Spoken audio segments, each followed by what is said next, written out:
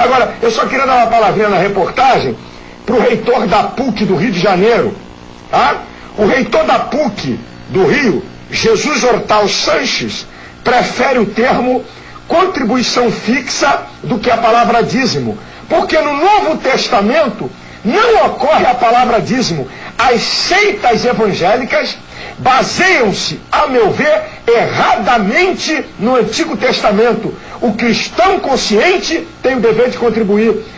Eu entendo, reitor, que você lê muita filosofia e não entende nada de Bíblia. Você esqueceu de ler Mateus 23:3, reitor. Você está por fora. Eu não sei como é que um cara desse é reitor de uma universidade católica, falando uma arneira e uma babuzeira dessa que não tem nem tamanho. E ele provavelmente esqueceu de ler Hebreus no capítulo 9, versículo 16 e 17, que diz assim: porque onde há testamento é necessário que intervenha a morte do testador. Porque um testamento tem força onde houve morte, ou terá ele algum valor enquanto o testador vive? Então, se o Messias estava vivo nos evangelhos de Mateus, Marcos, Lucas e João, por que que estes são considerados Novo Testamento? A partir de Atos, a partir da morte deles, que os apóstolos seguem para dar continuidade na propagação do Evangelho, das Boas Novas, aí sim é considerado o Novo Testamento. Mas, maldosamente, a Igreja Católica, quando compilou os livros, colocou esse Novo Testamento no lugar errado. Então, você vai perguntar o porquê que eles fizeram isso. Para dar amparo a fazer coisas dessa, como esse cara faz, simplesmente para pedir dinheiro e enganar quem não está atento. Querido, foi Jesus que falou sobre o dízimo. E eu vou ler para você o texto que Jesus falou sobre dízimo. Caro reitor, você tem que aprender até com os padres aí que estão falando sobre isso. Olha o que diz. Mateus 23:23. Engraçado que é o capítulo dos hipócritas que Jesus escolheu para falar sobre dízimo. É interessante. Ai de vós, mestres da lei e fariseus, hipócritas! Vocês dão o dízimo da hortelã, do endro e do cominho, mas têm negligenciado os preceitos mais importantes da lei: a justiça, a misericórdia e a fidelidade.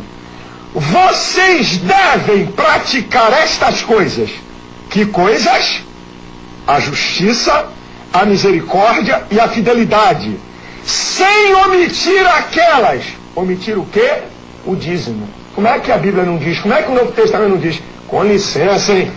Porque o dízimo nunca foi dinheiro. O dízimo sempre foi alimento e era mandamento para judeu, na lei de Moisés. No próprio livro de Hebreus, o escritor explica sobre o dízimo. Capítulo 7 de Hebreus, no versículo 5. E dentre os filhos de Levi recebem o sacerdócio, tem ordem, segundo a lei de Moisés, de tomar o dízimo do povo, isto é, de seus irmãos, ainda que tenham saído dos lombos de Abraão. Então, se você é levita, você pode tomar os dízimos de seus irmãos. Se você é levita, você pode fazer isso. Ele é levita? Não. Você que dá o seu dinheiro para ele é parente de Abraão, saiu dos lombos de Abraão, faz parte de uma das 11 tribos de Abraão. O Messias morreu, é necessário isso para que eles possam ministrar as obrigações do templo.